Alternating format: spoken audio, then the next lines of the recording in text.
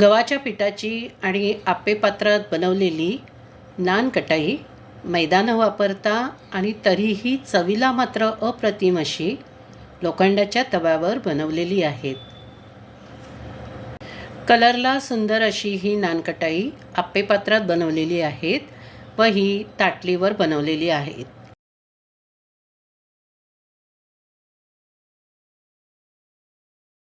Same प्रोसेसने ताटलीवरही nankhatai सुंदर भाजली जातात.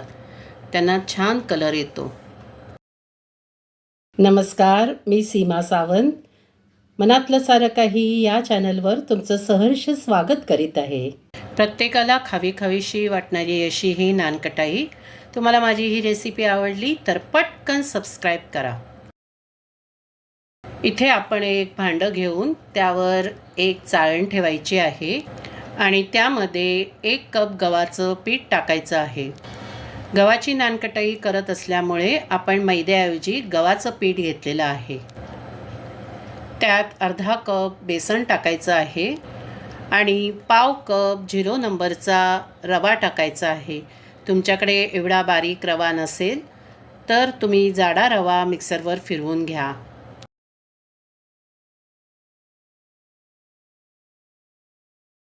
यात चिमूटभर मीठ टाकायचं आहे आणि त्यात अर्धा चमचा साखर आणि वेलचीचं मिश्रण टाकायचं आहे. त्याने नानकटाईला छान सुवास येतो. आपल्याला यात खायचा सोडासुद्धा टाकायचा आहे, परंतु तो आपण शेवटी टाकणार आहोत.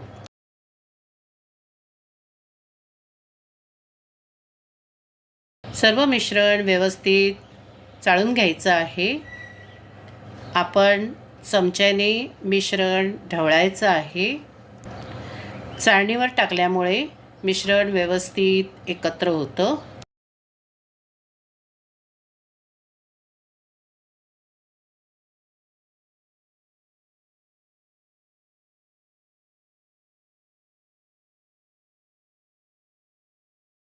चमच्याने आपण मिश्रण परत एकदा व्यवस्थित मिक्स करून घ्यायचं आहे.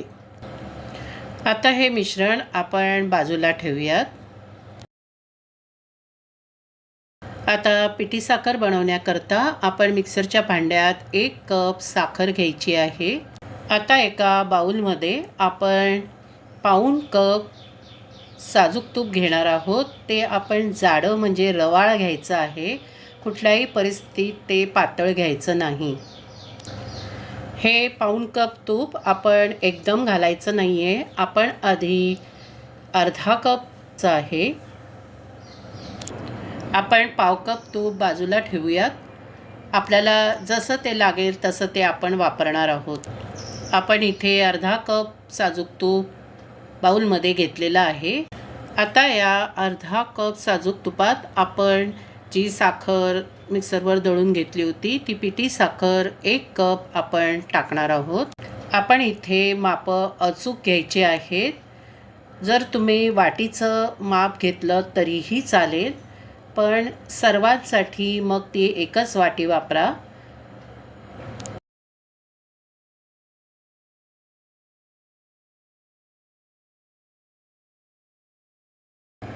आता हे तुपाचं आणि साखरेचं मिश्रण व्यवस्थित मिक्स करून घ्यायचं आहे. व्यवस्थित ढवळायचं आहे आणि त्याला एकजीव करायचं आहे.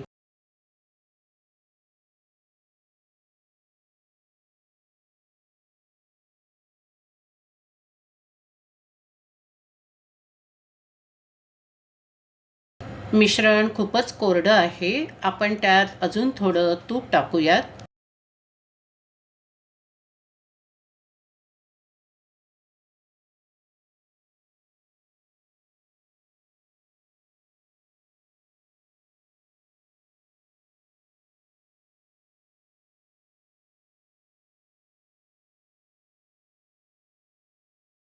साखर आणि तुपाचं मिश्रण छान एकजीव झालेलं आहे. आता आपण हे मिश्रण आपण जे गव्हाच्या पिठाचं, बेसनाचं आणि रव्याचं जे मिश्रण बनवलं होतं त्यात टाकायचं आहे आणि परत सर्व मिश्रण एकजीव करून घ्यायचं आहे.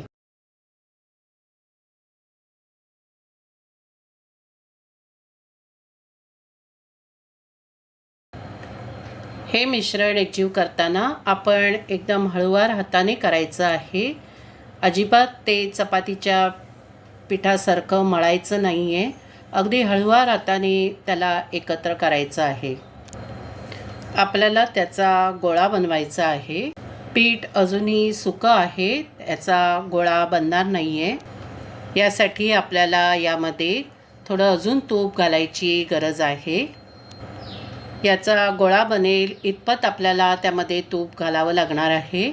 आपण जे बाजूला ठेवलेलं तूप आहे ते सर्व त्यामध्ये टाकणार आहोत. पिठाचा गोळा बनवण्यासाठी कुठल्याही परिस्थितीत पाण्याचा वापर करायचा नाही. बेकरी प्रॉडक्ट्समध्ये मापं अचूक घ्यावी लागतात, नाहीतर पदार्थ बिघडतात. या पॉईंटला आपण अर्धा चमचा खायचा सोडा यामध्ये टाकायचा आहे. सगळीकडे पसरून टाकायचा आहे. पिठाचा गोळा बनवायच्या आधी त्याला टाका, म्हणजे तो व्यवस्थित पिठामध्ये मिक्स होईल. आता बघा, आपला व्यवस्थित पिठाचा गोळा होईल.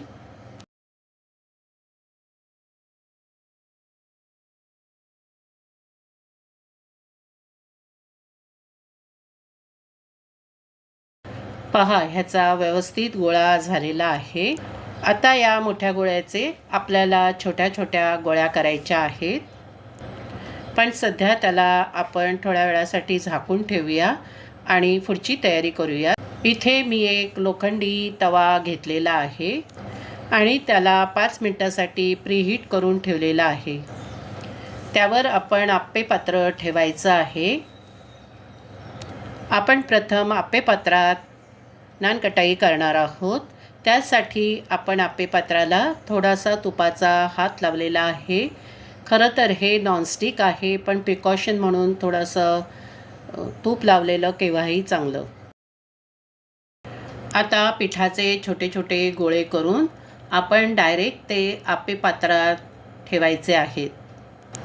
यापेक्षा लहानसुद्धा तुम्ही करू शकता. इथे मी चपटे गोळे केलेले आहेत.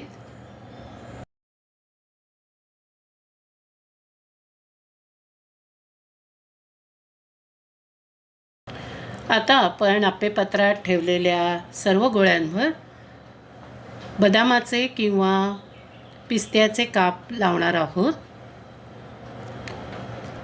तुम्हाला आवडतील ते काप तुम्ही लावा. मी इथे बदामाचे काप गोळ्यांच्या बरोबर मध्यभागी लावणार आहे.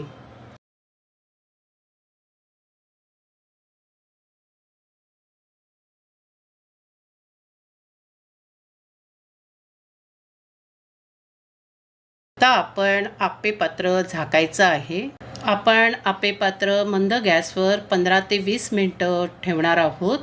परंतु 10 मिनटं झाल्यानंतर आपण त्यांना एकदा उघडून बघायचं आहे. 10 मिनटं होऊन गेलेली आहेत. आपण आप्पे पात्र उघडून बघूयात. नानकटाई वरून अजूनही ओली आहेत, पण छान मंद सुवास पसरलेला आहे. अजून त्याला भाजायला बराच वेळ लागेल. आपण परत आप्पे पात्र बंद करून ठेवूयात. 17 मिनटं झालेली आहेत. आपण परत नानकटाई उघडून पाहूयात.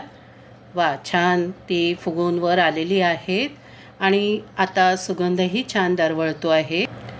परंतु अजूनही ती वरून भाजायची असल्यामुळे आपण त्यांना आता उलट करणार आहोत. पण त्याआधी आपण गॅस बंद करणार आहोत आणि त्यांना उलटं करणार आहोत.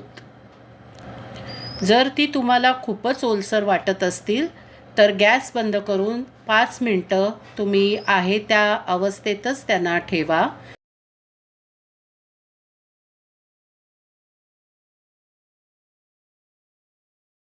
ही नानकटाई आपण आता उलट करणार आहोत, उलटी करणार आहोत.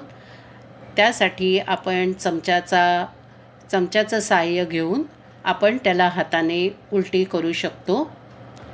हळूवार हाताने त्यांना उलट करायचं आहे, म्हणजे वरच्या दिशेनेही नानकटाई छान भाजतील.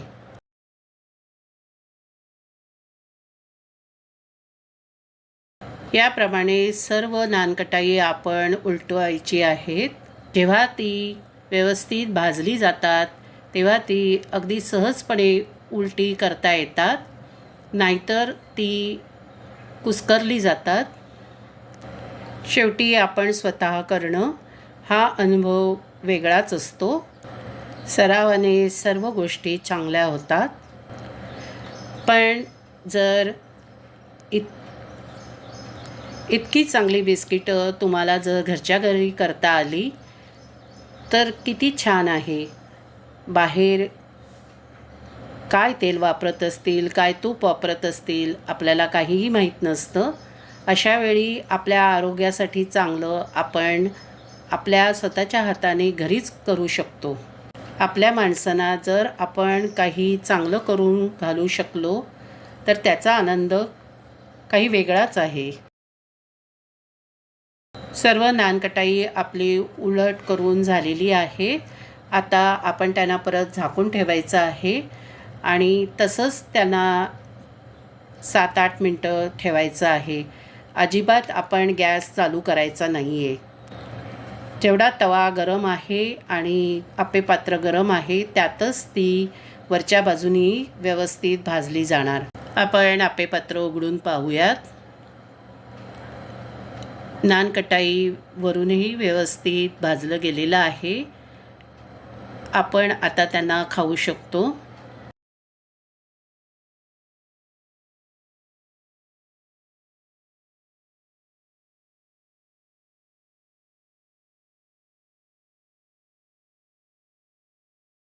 पहा, ही नानकटाई किती त्याला सुंदर कलर आलेला आहे. वरून आणि खालच्या बाजूनेही छान भाजली गेल्यामुळे त्याला सुंदर कलर आलेला आहे. मंद असा त्याला वेलचीचा सुवासही येत आहे. आपण आप्पेपात्रात भाजायला ठेवताना त्याला चपट्या आकारात ठेवली होती, परंतु त्यांनी आप्पेपात्राचा आकार घेतलेला आहे, ते गोल झालेली आहेत. आपण आप्पेपात्रातली नानकटाई तर बघितली. आता ज्यांच्याकडे नॉनस्टिक आप्पेपात्र नाही आहे त्यांच्यासाठी मी ताटामध्ये नानकटाई भाजणार आहे. यामध्ये फक्त ताटाला साजूक तूप लावून घ्यायचं आहे आणि त्यावर पिठाचे गोळे ठेवायचे आहेत. बाकी सर्व प्रोसेस सेम करायची आहे. तवाही तसा गरम आहेच. आपण आता गॅस चालू करूयात आणि जे आपण ताट ठेवलेलं आहे ते झाकूयात. स्लो गॅसवर आपण 15 ते 20 मिनटं ही नानकटाई भाजणार आहोत.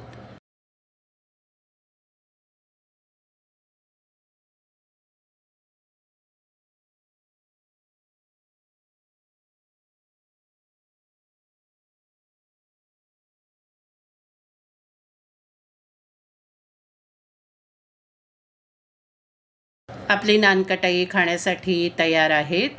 एक नानकटाई खाऊन आपलं काही समाधान होत नाही. आपल्याला अजून खावीशीच वाटतात.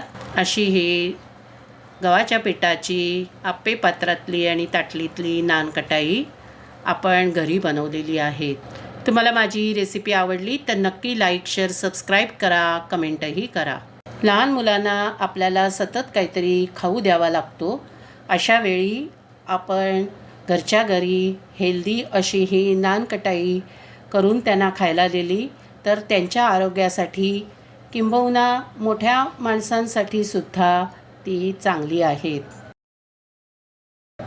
गोड तसेच अत्यंत खुसखुशीत असलेली अशी ही नानकटाई तुम्ही नक्की घरी करून पहा.